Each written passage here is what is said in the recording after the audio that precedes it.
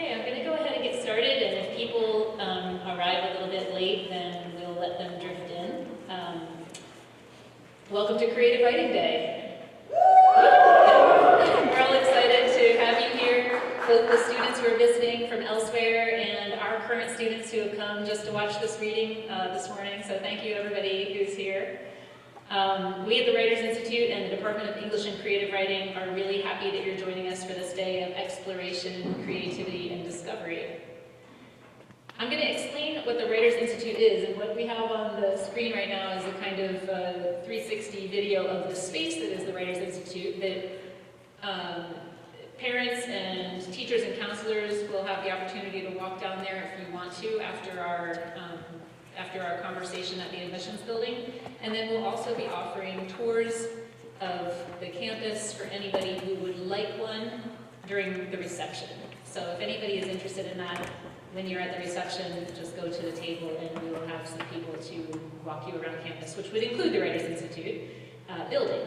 So the Writers Institute is the hub for all things creative writing at Susquehanna.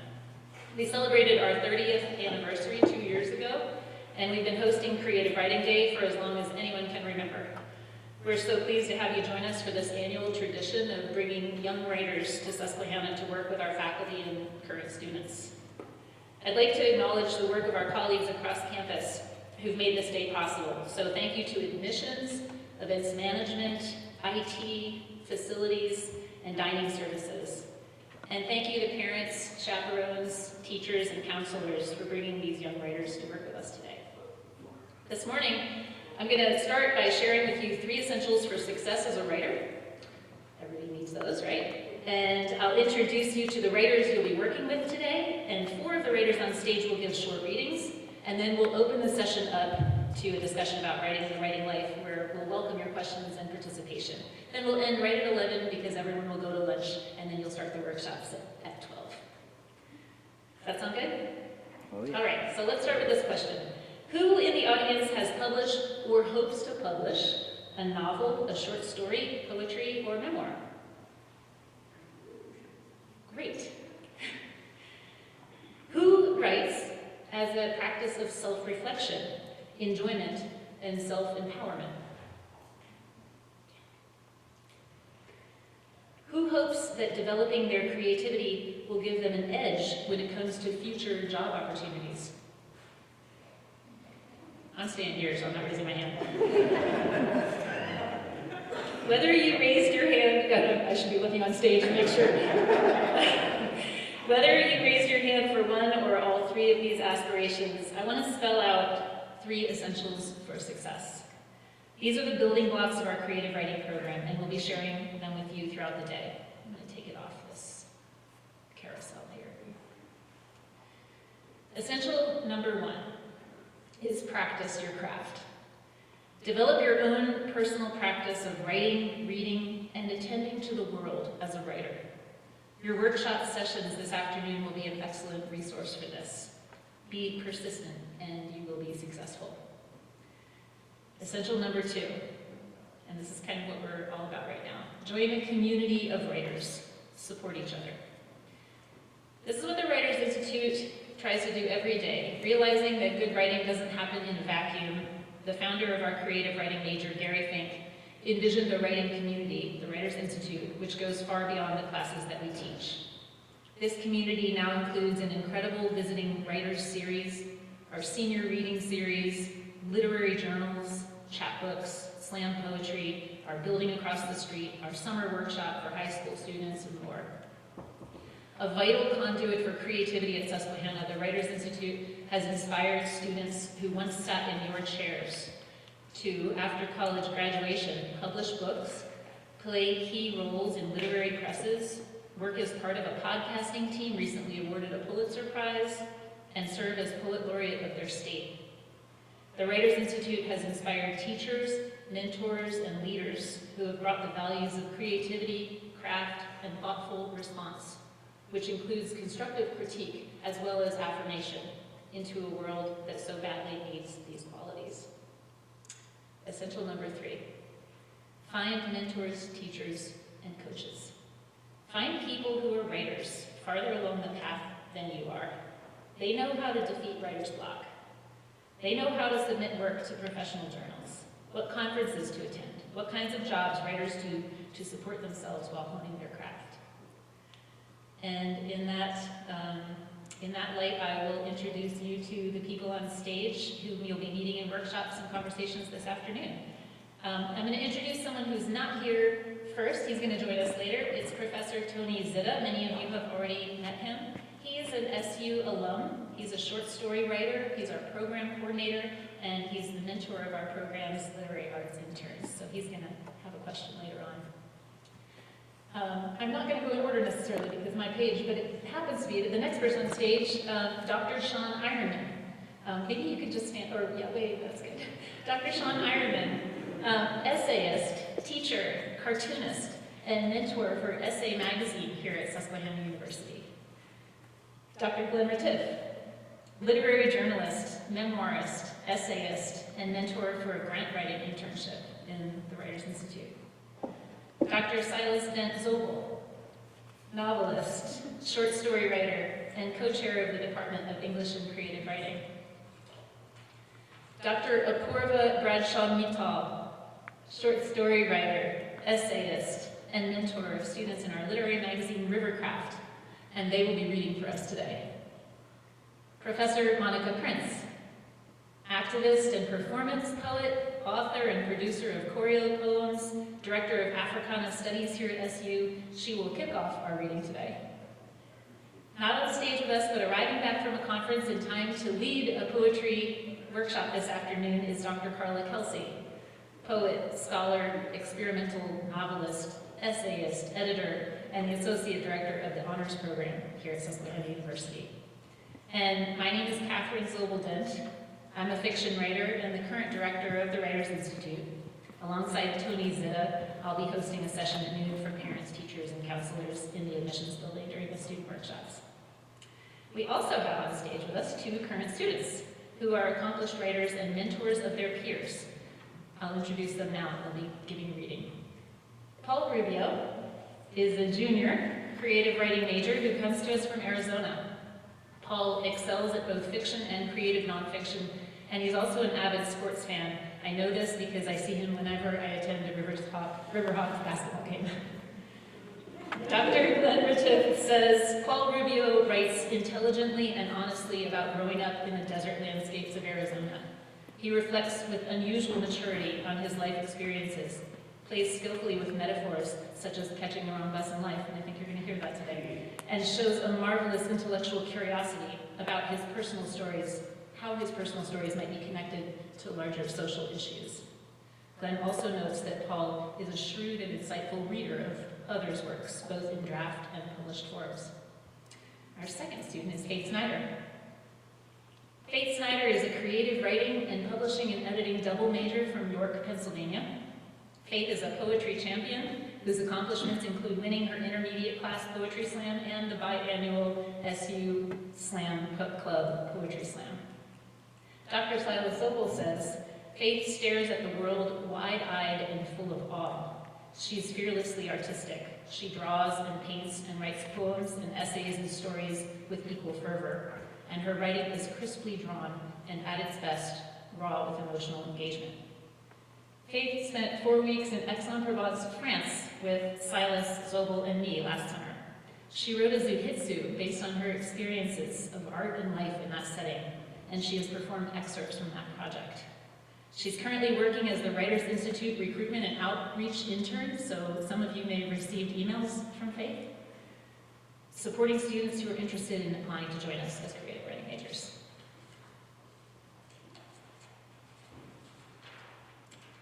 As you're listening to these 4 readings, Monica Prince, Apurva Bradshaw Mittal, Paul Rubio, and Faith Snyder, and that's the order we're going to go in. Think about the questions. Now the job is for you, and if you have something to write with, this might be a good time to pull out a pencil and a notebook. Think about the questions you might want to ask about their work, or about writing in general. After the reading, I'll ask for your questions and thoughts, and we'll have some microphones that will be going around the room. Our literary arts interns will bring them to people who might want to ask a question. But now I'm going to hand things over to our 4 readers and look forward to hosting the conversation afterward. So Monica.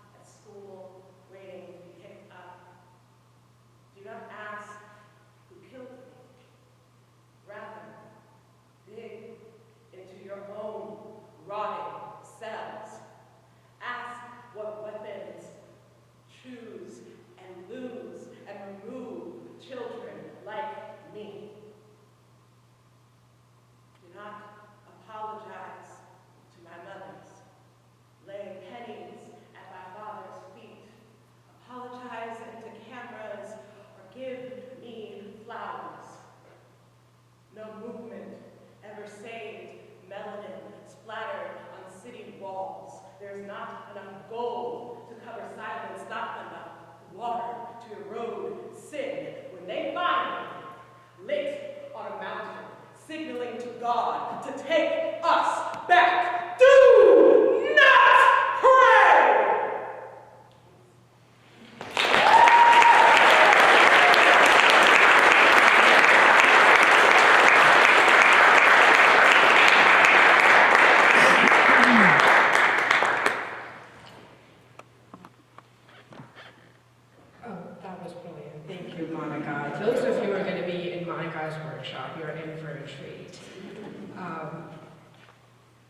I am going to read very short excerpts from two longer pieces of work. One is from my novel, but it's a standalone piece. You don't need to know anything other than that it's from the perspective of a high school student, actually, who is non-binary. And it's called Corn on the Cob. That one year, when Dara had decided to act normal, everybody at school was gathered around a few desks during recess. Dara asked the popular girl, who also happened to have a birthday that day, if she had ever eaten a corn on the cob, a butta. The birthday girl laughed and said, "Of course I have. I'm from here. It's an Indian specialty." Dara had asked the question just as a preamble, an easy question, whose answer everybody knew was a yes, because they wanted to get to the main part, the experience of peeling the coarse skin of a corn, ripping its hair out, and then fingering the last remaining threads with one's nails, browned and grayed. A corn, no, a butta. The English language didn't hold the knowledge of the sounds needed to say the words, such that the dot at the end clanged, much like the teeth of a corn if they were made of human enamel. A butta required dedication and commitment. The flame of the gas stove had to be the right size. The butta had to be flipped the right number of times, and somewhere during that process, one accepted the pain that came with just using one's fingertips to flip, and one let the prints on their skin burn a little because the smoky and sweet taste was incomplete without the tingling on the pads of one's fingers. But Dara never said this part of the story, the important part, out loud. The laughter of the birthday girl, the subsequent laughter of the entire group, and the assumption that Dara's line of questioning was weird shut Dara down. Later, Dara would realize that holding the story to themselves was better than giving it away to undeserving recipients. But it hurt nonetheless. The deemed unworthiness of those words, the unspoken and unshared story waiting to be told, standing in the line of words to be uttered, but always being skipped over. Dara cooked much more corn in their memory, revisiting the unspoken story than they ever did over real flames. The next excerpt is basically the beginning of a novella. I say novella as a question because, and we'll talk more about the different kinds of literary genres and what makes it a novella, what makes it a short story, but it started as a short story and now it has grown to be like over 10,000 words, and so I'm like, okay, it's a novella. It's called Kora. He was called Moon. I was 19 and he a year younger. I don't remember how we started dating, but soon it was just he and me. Each night at 9, in front of the girls' hostel, under the echoing whistles of the female security guards. Imagine sheep being corralled into their pen after a day of grazing. I said bye to him and stepped through the closing gates. Some nights he waved to me and joked that I was behind bars because I'd been a bad girl. Those nights went quickly, but the nights when he'd already be on his way by the time I turned around after entering the hostel threshold were ones of waiting. I would check my phone while ladling dal on my plate in the mess. Then I would check my phone in between every few bites, and then again every minute. Being separated from him was difficult, and I would distract myself until he texted me or called me. The thing was that we weren't apart a lot. And when we were, we texted or talked on the phone, saying to one another whatever we must have had to say to one another, and we must have had a lot to say. It was the minor moments of his absence in my life that hurt, and so I thought, this must be it, love. This must be why people decided to stay together forever, because being apart was unimaginable. My home was a 4-hour bus ride away, and during the first 2 years of college, I went back every weekend. But since Moon, I didn't feel the need to. He went home only on occasion, and he said that he didn't like sharing me with anyone, that he felt much closer to me when I had not been corrupted by my parents' ideas. So I stayed. The whole campus became so romantic with none of the day's scholars busying the long straight roads and the canteens and the parking lots. He and I lazed and sat on staircases, especially the ones that were mostly hidden. Since my second year of college, a blanket of darkness had covered the sky. They called it smog, they called it kohara. The takeover of the dark was gradual, but in the days of kohara, the night started at 3 and the 4-hour window of daylight was bleak. The religious heretics said that it was the peak of Kali Yuga, and the next few decades would be harsh.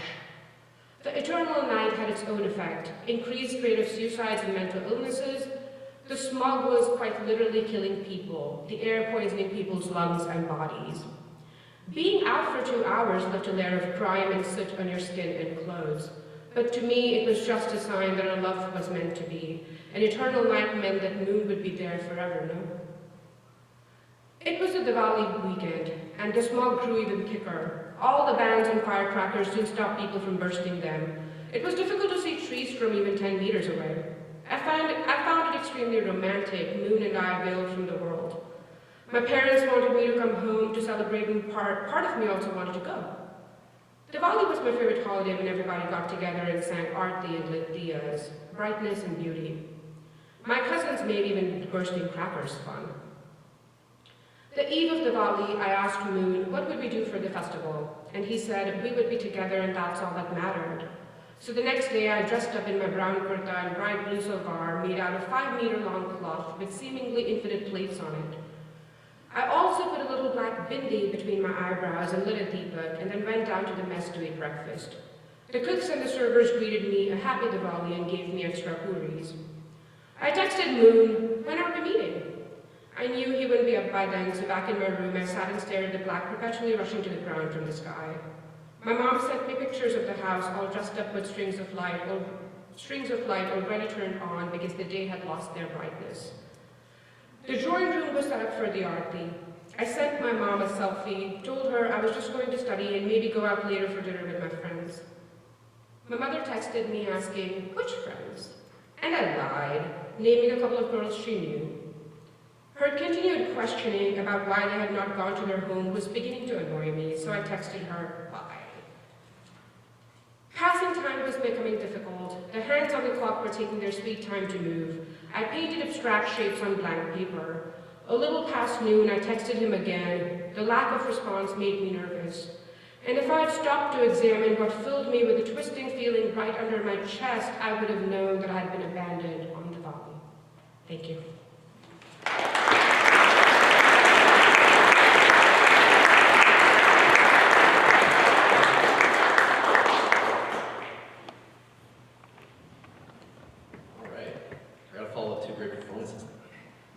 This is a little excerpt from a personal essay I made earlier this semester, and I'm excited to share it.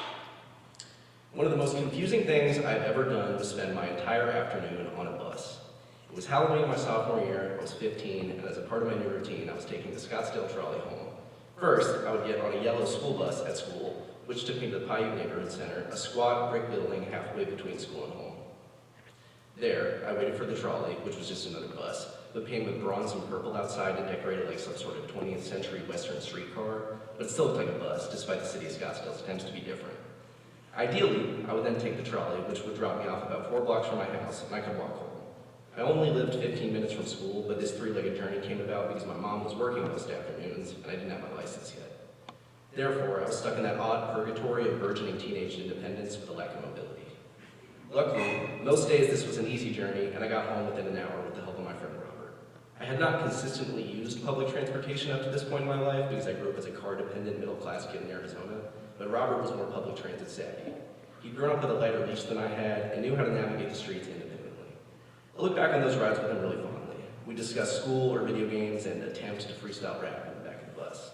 We'd grown up differently, and by high school our friend groups were completely different, but whenever we picked back up, it was like we hadn't missed a beat. I think we just enjoyed each other's company. There's something pure about those sturdy friendships. I say all of this like Robert was some delinquent living on the edge, hiding in alleyways and darting away from trouble like a trolley, but he lived 3 blocks away from me in the same neighborhood in Tempe. It's embarrassing to admit, but on those afternoons I counted on his street smarts just to actually know which bus to get on. The routes went north and south, only indicating a direction with the name of their final stop scrolling by the little orange LEDs on the front of the bus. That cool fall day, I was by myself, and without Robert to guide me, I took a blind guess and got on the first bus that showed up. For some reason, the bus going the complete opposite direction at the first turn was not enough indication for me to know that I was going the wrong way. I held out that somehow the professional bus driver was making a detour for a handful of pullover bus stops, and then we'd somehow turn around for my route.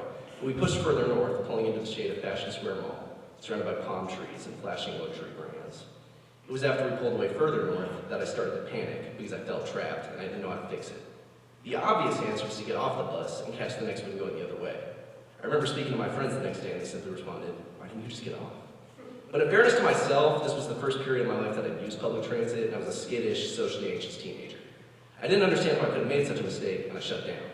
It's irrational, but it's human. For example, when people get caught in rip currents, they often panic and swim against it. Even if we know better, the pull of the water and the loss of control is so sudden that this panic can lull you into resignation. Obviously, staying on a bus for 4 hours, waiting for it to loop back like an idiot, is not the same as potentially drowning, but the principle applies. I lost control in a place I wasn't prepared to be, and I froze. The trolley continued to push through central Scottsdale, down roads I'd never driven on. It was alien and weird. I remember the buildings outside as foreign blobs of beige. It was like pushing past the world limit in a video game. My panic subsided into resignation. I didn't ask the driver for help. I didn't text Robert. I did text my mom that I got on the wrong trolley and I was a little freaked out, but she was busy and didn't respond, so I let the bus take me all the way to the end of the route at Scottsdale Community College. There, the driver got out to take his break, and the only passenger that boarded was a student with black in-ear headphones and olive green backpack. I was dissociated. By then, my phone battery was low. I couldn't retreat to a game or Instagram. I simply sat there. For about 15 minutes, I observed the college, the artichoke mascot on the signs, the pale green Palo Verde trees that provided wisps of shade in a massive parking lot. And I just accepted it. I wasn't sure if the bus would even take me back. I felt like a sheltered little boy, lost in that parking lot. Eventually, the bus driver came back, and we trekked the route we come, passing through central Scottsdale, the mall, the green artery of the Arcadia neighborhood. I was relieved, but there was no joy on that return trip. I finally realized that, yes, I would get home as my little stop appeared outside of the gray, angular buildings of Tom Lane Middle School and the giant hole-punched rocks of the Papagos hung in the afternoon light in the distance. I hurried off the bus, managed to thank you for the driver, and took the quick route home directly alongside the street with cars rushing past me. I'd actually had an early release from school that day, but I'd already burned away that time off on my odyssey.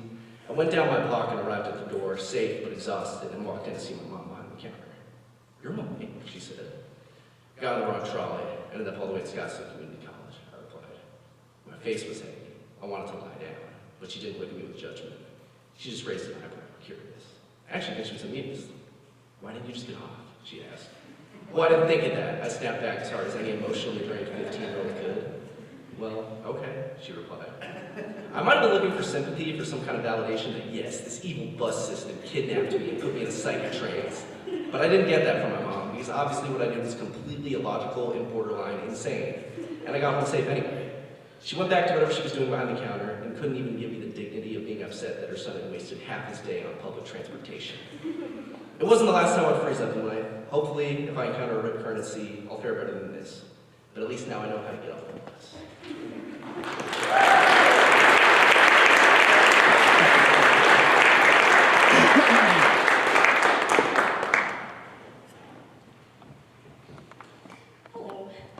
I have a few poems to read for you today. So we're going to start with Become Better Brain, an alphabet poem. A is for all the time someone told me it will get better, without stopping for a moment to consider that better means nothing when your mind wants you dead. There is no moment in my existence, even at my happiest, when I am not fighting myself, fighting a voice I do not recognize as my own in my own head, gurgling profanities and death threats, hurling obscenities and lies, forcing them down my spinal cord until I am foaming at the mouth, chomping at the bit of life that Jesus so graciously offered me, but no man's kindness can cure this. Broken shards of splintered mind lying on the floor, waiting to be stepped on, a sea of glass and memories that even Moses could not part. No amount of pity, or pills, or pastors will save me, as obscurely holy as they are. The mind cannot be cured, only purified, lobotomized, wiped clean, all quintessential fragments of myself lost to the breeze of a raging storm my mother has concocted to heal me. To unravel the worst parts of my mind, chase away the voices that make me wonder, have I become pleasantly xanthic, or am I yellowing, like my teeth lined with zest and my gums lined with razors as I wait for things to get better? The next poem is Lodged. My bones break easy. They splinter, rupture organs, bursting from inside. My cage of ribs guarding heart, no lungs, no kidney. Is the kidney behind the ribs? I think it is. I was never one for anatomical accuracy, but I once heard of organic shrapnel in a 9/11 documentary. Remains of another person's deconstruction lodged into the skin of a survivor. Bone fragments, teeth, nails, ribs. I would have forgotten organic shrapnel if you hadn't exploded next to me. Every shard of you manifested in microscopic lacerations, burying yourself in me inextricably. I still haven't expelled all your pieces. Next we have, I have been convinced. Thank you, list of men and women not worth naming or describing, for showing me that affection is a goddamn weapon. First woman said she loved me with her tongue in my mouth, moving too far, too fast. Bald tires on black ice, we crashed. I crashed. She remained unscathed, left me in the wreckage, mangled, charred, too damn dry. I didn't choose which station played in the background when first man said he loved me. Panted it in my ear as we flipped and rolled, flesh torn open by asphalt until the car groaned to a stop above me in the ditch. He never said it again. I returned to the cars, seatbelt on, off, still, he, she, they send me through the windshield, bounce my forehead off the dash, break my legs, my arms, my ribs. I needed to move forward, to reach the park, the apartments, the no-shows, the dead ends, the bar, where this anger, this hurt, this atomic bomb ticking away in my chest festers, aching for someone to cut the blue wire or the red, the wire that hurts, that's slick with the tears of my heart, like condensation on a cold glass of cyanide on the rocks, tempting me from across the bar, leaving me folded over the steering wheel, blank eyes staring across the lake. I have been convinced this is how I will die. Next we have crumbs, rice, and nuggets. Unfortunately for us both, you drove an hour to see me. You're older than you said, early 30s at least. You thought I was thinner? Well, I thought your hair wasn't thinning. Your gaze fluctuates from my chest to my lips, but never my eyes. When lying, you sounded like a gentleman. You like my outfit, you say, too many times. The sun has already begun to set, giving way to a sliver of moon, and I look out the restaurant window so I don't stare at the crumbs you still haven't brushed from your beard. A waiter drops their tray laden with glassware that shatters and scatters like grains of rice at a wedding, and I imagine for a moment that rice becomes maggots and crawl from my plate to yours, and you don't see, too busy showing somehow all of your teeth as you chew, chomping down on glass or rice or maggots, I forget which. You pay and don't tip the waitress I've been complimenting all night. Outside, you pull me against you as if one meal has garnered you the right. You think this is all for you? Baby, this is all for me, the girls, and the gays who appreciate a damn fine woman on a spiritual level. You don't comment on the rings of my right hand, one silver dragon, one red-eyed, gold-flecked owl, ornate and sturdy, gonna leave a mark, like these teeth if I must bite, like these nails I didn't trim on purpose, like this knife in my boot, bigger than your pinky. Do I intimidate you? You pale as the moon orders finger food on a first date mansplains ran trucks looking ass? I picture the maggots chewing through your stomach, rolling in the bile, warring over half-digested chicken strips and fries as I lie and say I had a good time, not wanting to see a two-grown man cry. You look like a crier. Nothing wrong with crying, of course, but no, I don't think you'll have to make the drive again. But thank God I drove myself. Thank God Mom taught a bitch to look after herself, to lock the car doors, to pull away last so you can't follow me home, to wait to send the "this ain't gonna work" text until you're half an hour away. At least, as consolation, You'll have a full meal left in your beard to snack from on the drive back to whatever derelict cesspit you crawled out of. And I will leave you with this poem. Oh no, the table.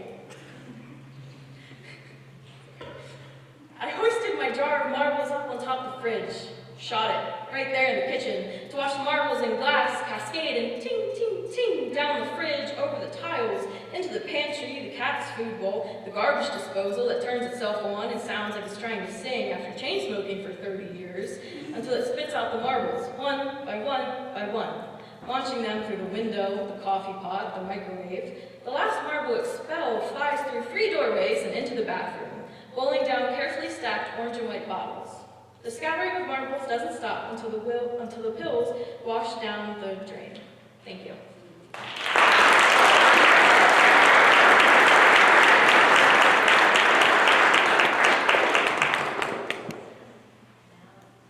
Now is the time to turn on our microphones and give them a minute. Yes.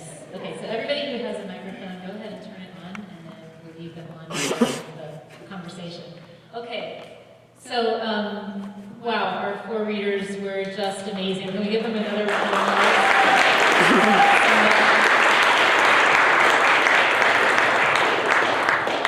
I know I have questions, but it's not about me asking them questions. It's really about you asking them questions. While you think about what you might want to ask those 4 readers, I'm going to ask some of the people who didn't just read a few things, and then we'll come back to the readings, if that sounds good. And if anybody wants to ask a question, we have our literary arts interns with microphones, is that right? That you can bring around. So actually, Arabella and Jen, if you want to come up to the front with a microphone so we can get ready for that too, because just interrupt me if you have a question that needs to be asked, okay? So, I'm going to start with the question actually for, you know what, I lied. My first question is really for the 2 students, so they already read, but I'm going to ask them anyway, just to break the ice. So, you know, I gave the 3 essentials that I came up with, which were to practice, to join a community, and to find a mentor. I want to ask Faith and Paul if they have any different advice for young writers who might be in the audience.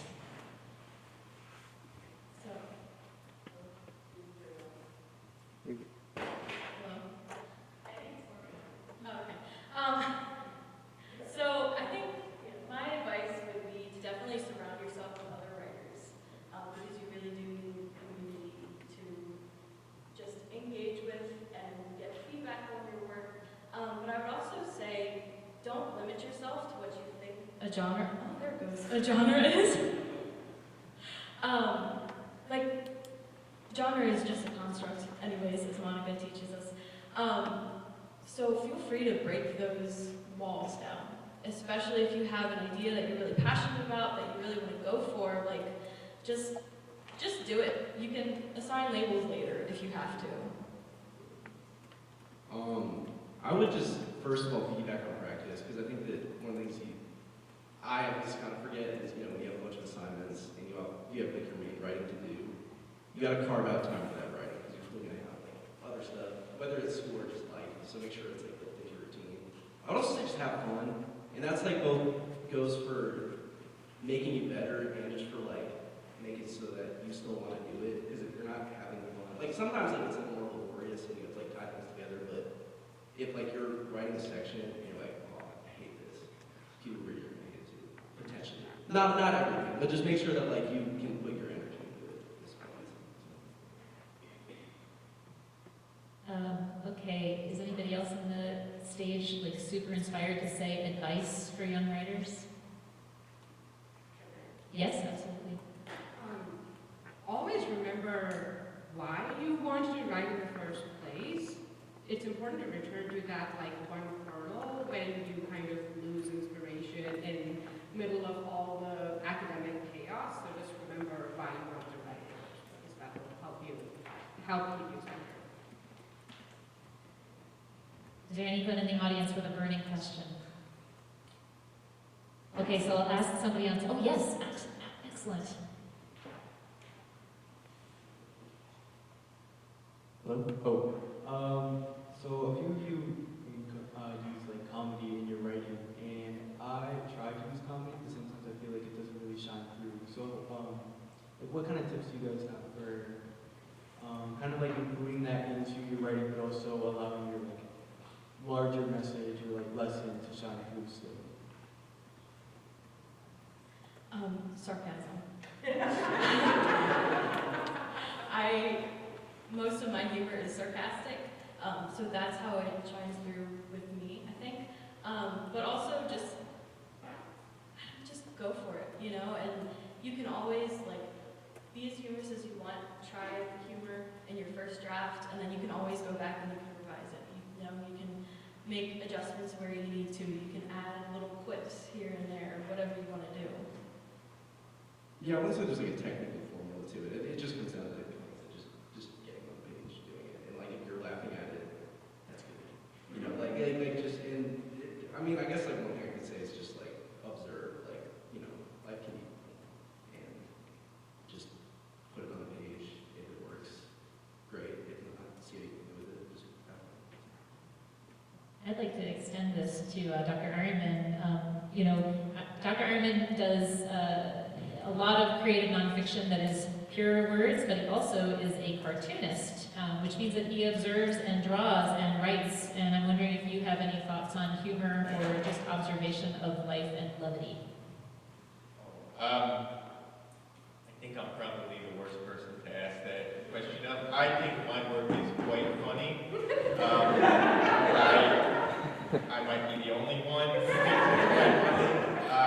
I find humor, at least in my work, that I try to use it to break tension, and I think subtle humor, I go for like the subtle humor works the best for me, which I might deem too subtle in my experience with readers.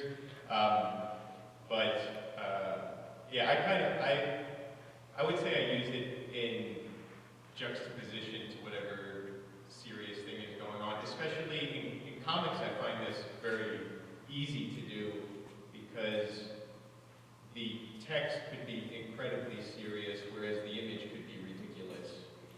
So, like Scrooge McDuck has shown up in some of my comics, and you know, Snoopy, and I'll be discussing like racism, and there'll be Scrooge McDuck in the background, and that could kind of be humorous to me. I haven't read your writing, obviously, but from the way that you asked your question, my intuition is that you need to just keep doing what you're doing. I also like to be funny. Sometimes I am funny, sometimes I'm not funny.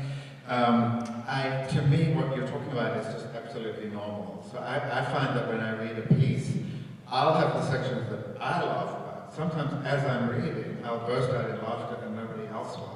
But then there'll be other sections where I don't usually laugh, and then everybody else laughs, and then I laugh with them. To me, it's just a sort of an existential problem with writing that, you know, it's one, not just with humor, but with everything.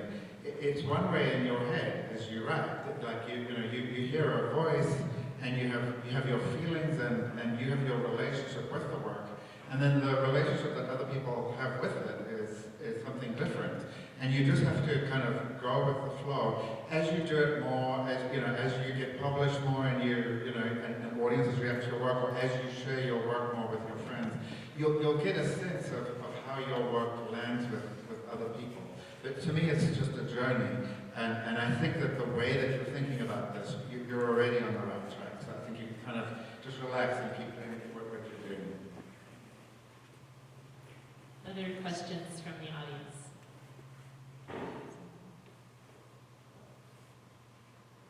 The microphone has a will of its own. Go over here.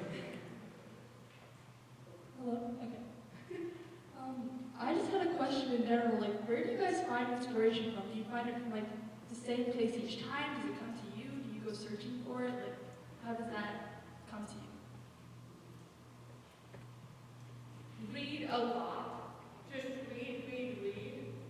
Is this working? Okay, cool.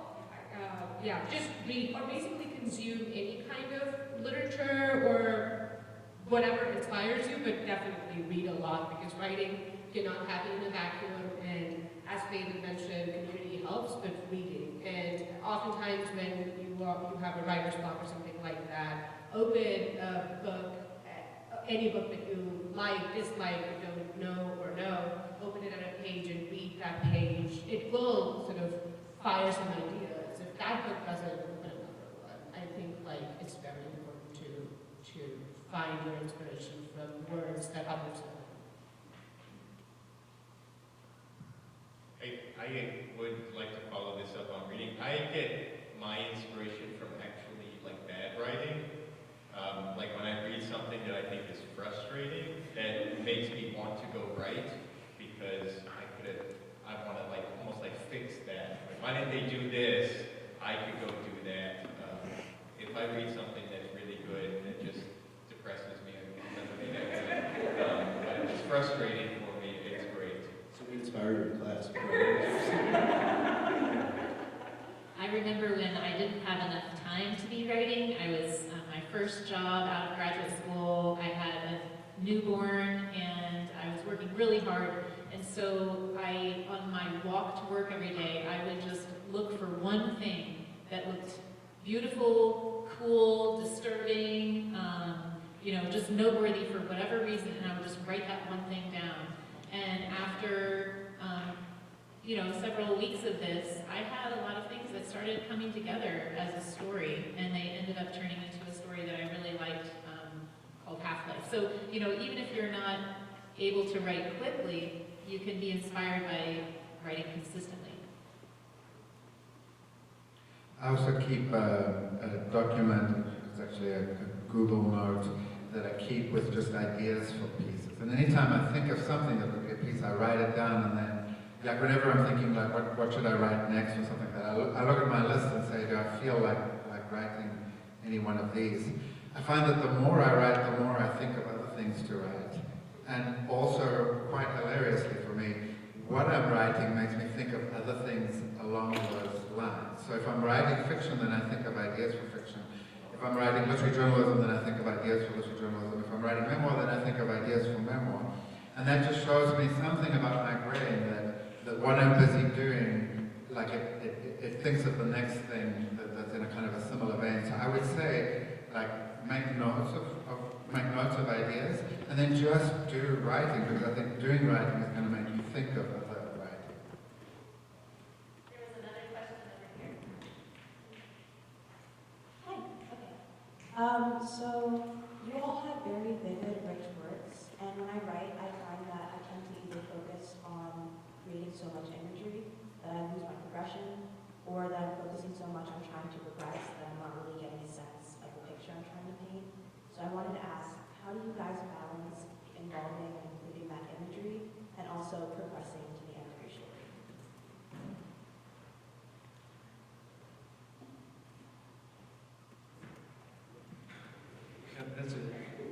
It's a terrific question, and to be honest, there's not really a good answer.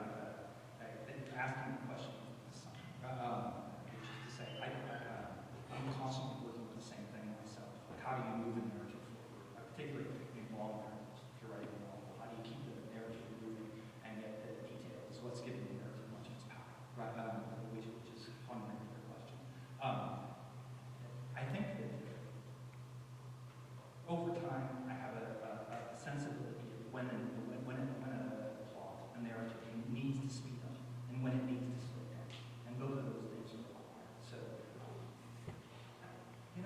what I really think is so much comes down actually to how we feel. And then sort of tracing how your characters feel as you move forward. There are the moments that the feelings are going to cause them to slow down, and the moments where feelings are pushed aside and you have to move forward regardless of your feeling. And in those moments where feeling is going to enlarge, you invest in detail. And in the moments where you need to speed up, I'm not saying that detail goes away, but it is minimized. The interesting thing is all of your questions have made me think about how you need to trust yourself.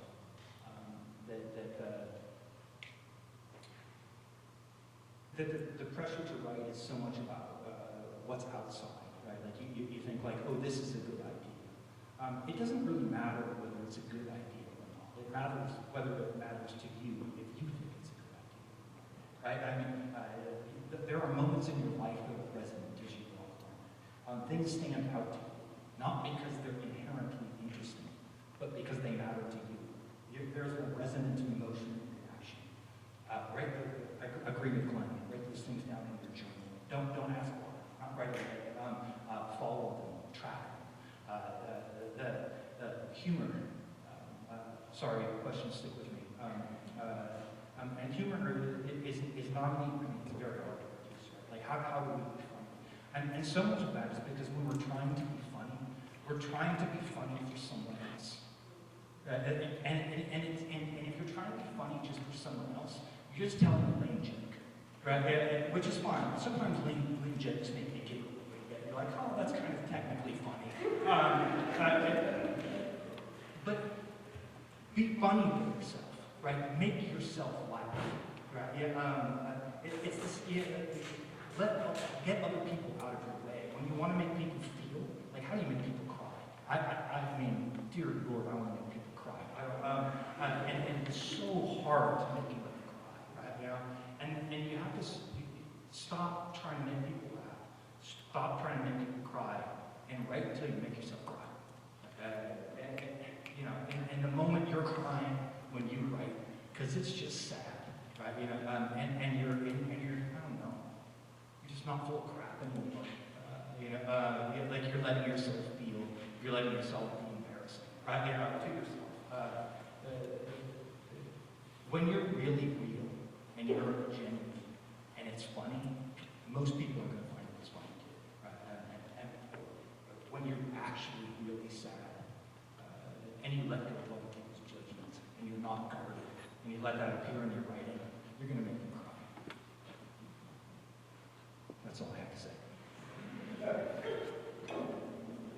Other questions from the audience? Yeah, I see one in the front, and maybe one in the back also. Let's start with the one in the front here. Can somebody bring her mic? That's okay. You're just caught up in the moment, Arabella, I know. I was wondering if you have any advice on bridging segments, time periods, or ideas in long-form fiction. Because I feel that I have had many different scene ideas, and then I don't quite know exactly how to bring them together without feeling robotic, because my story takes place over a couple of months.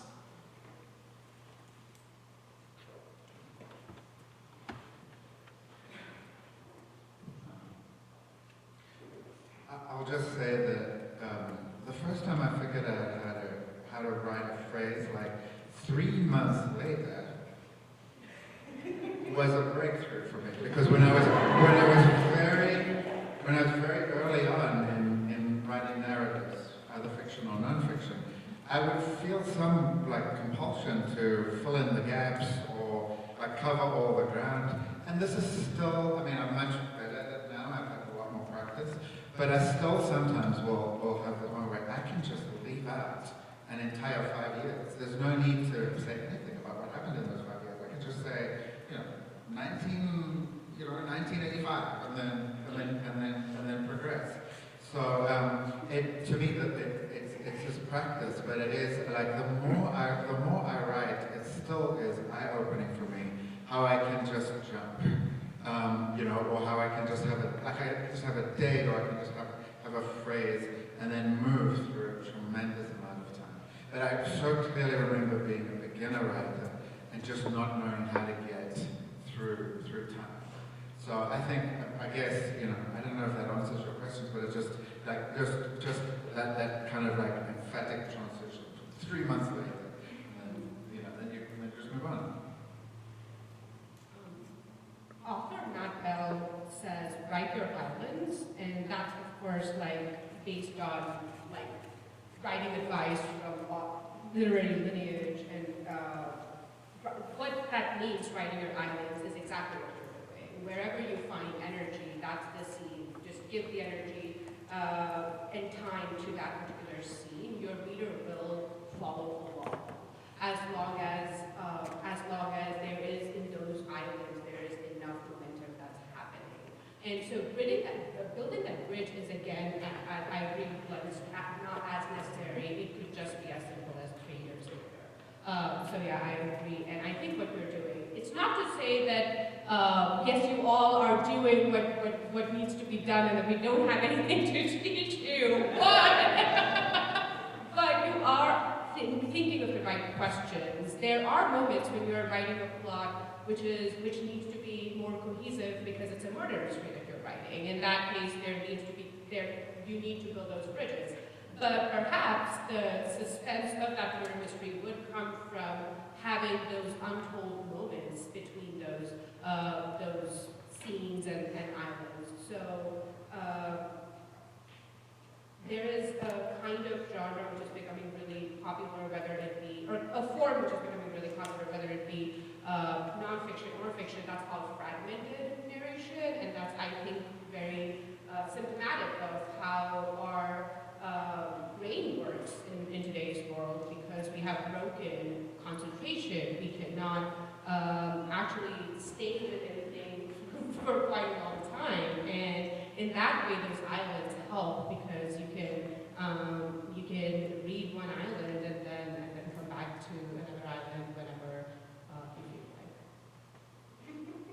This will be really short, I think, but one of my favorite students here I've had many ever was an utterly wonderful lyrical prose writer. I mean, beautiful. Couldn't figure out transitions. Like to save her life, she could not figure it out. And so we developed a kind of shorthand where I was just like, business language. Business language, title, business language. Anyway, and that's, it really was mostly about transitions. And Glenn's answer is very good. And it almost always starts with, 3 hours later, and then you tell where you are, right? Like you really, almost as if you go through time and then place. That's it. Speaking of time, we have time. Did you like that transition? Thank you. We have time for one or two more questions. I'm dedicated to getting us out of here right at 11 so everybody can have a relaxed lunch. But do we have one or two? One more question. Let's see how long these guys take to answer. Yep, I see right there in a kind of rose-colored sweater, Arabella. Just to your right. Just to your right. Right? Oh, somebody. Okay, we've got two questions. You're going to be next.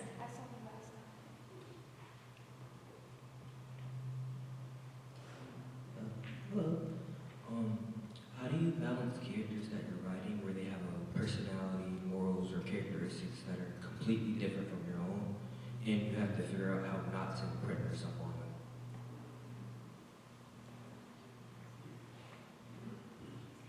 That's a really good question. And I say this as someone who doesn't write fiction, but like when you're dealing with multiple characters who are supposed to be very distinct, I think one of the best decisions I've made when I have a lot of, my core poems feature multiple characters who are not the same person. But like your first instinct is to make everybody like you because you know you very well. One of the ways that I did that was by separating the characters, had a lot to do with how they speak. Specifically, I have a poem from grad school that has like 3 or 4 characters who sound the same, except when you actually hear them aloud. One of them is Southern, one of them speaks in African American vernacular English, and another one who only speaks in fragments. And like, so doing those very specific things of like emphasizing the way that they speak and the way that they operate in the universe you've created is the best way to separate them. I tend to always put at least one characteristic in the character that I'm creating that is like way outside of myself. For example, like Dorian, the main character of my book, he is, he's a black man. I'm not a black man. But specifically, he has like no sense of humor, and he's like very much like, he's a Drake character, if that makes sense. Y'all know who Drake is. Aubrey, you know Drake. Come on now. Against Kendrick Lamar. You know who I'm talking about, right? Okay. Good Lord. Okay. So he's that kind of character. Like, he's terrible with people. He's not a tremendously smart person. And he's a little mean. And so those are like things that I don't particularly respect in this character. And so that's how I made him distinct from all the other characters in the show. So like kind of finding a characteristic that is very, very distinct for each character can help me separate them. Should we go with one more question? Yes, one more question right there.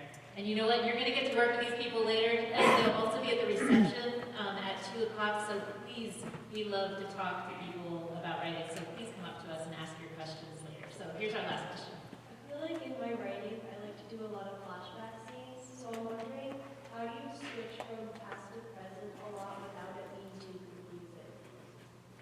Okay, who's a fiction writer or prose writer who wants to answer that? I'm a big fan of section break. Like, whenever I write prose and I have to go like backwards to explain a flashback, I typically create a section break so you have an understanding that this is not happening right now. So that's one way that I do it. Another way is to like change your tenses and to be very clear about tenses. And this goes back to your earlier question about transitions, where it's like 7 months ago. So like utilize those transitions to help the reader know where we are in time and then bringing us back to the present. I love a section break. That's my favorite thing. I agree with everything Monica has said. I write nonfiction where we constantly are moving through time and having to jump back. And one thing I have begun to pay attention to is where on the page that I jump back in time.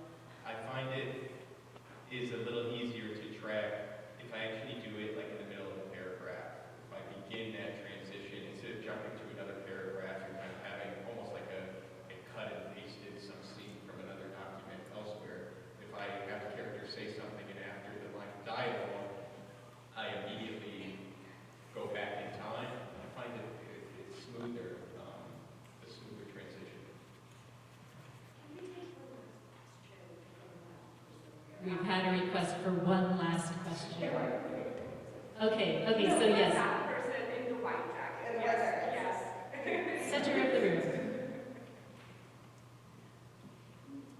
Hi, I write a lot of stories where most of them are based off of personal traumatic experiences. So I wanted to ask, when you write stories that are based on something that you went through and they were mostly traumatic in a bad way, do you have to pause and are you deciding whether you should even write it or not? Because it's just way too much.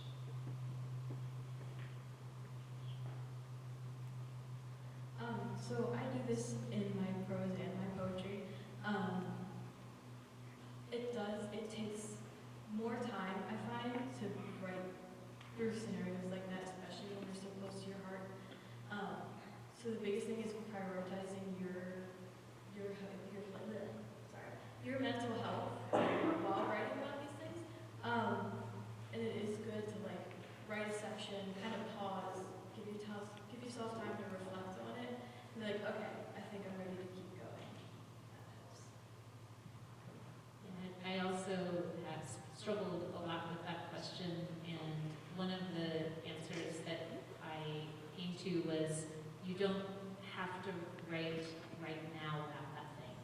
Do you know what I mean? There's my phone ringing. Hold on, I'm going to pass the microphone off to someone else so I can shut that up. But the important thing for me is that I've given myself enough time to reflect on the traumatic experience, and then I'm transforming it in some way, if only for myself. Now I'm getting into my phone. Who else wants to speak?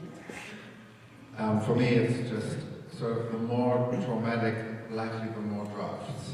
So, I wrote about very intense adolescent trauma, and that was 18 drafts to get that chapter done, because it just was much harder than anything else because of that element. But on the flip side, I think that was better than any therapy I ever had. I think that going through those 18 drafts gave me a clarity about what I've experienced that nothing else could have done. So I think it's a lot of work to write about that trauma, but it's also really helpful. I just want to add, trauma writing, I actually never thought I wrote trauma writing until my dissertation chair pointed out to me, and my immediate response was I need a new dissertation chair. But one thing I've noticed, because I've had that kind of outside person point out, that every last essay you've ever written is about trauma. One thing I've noticed that I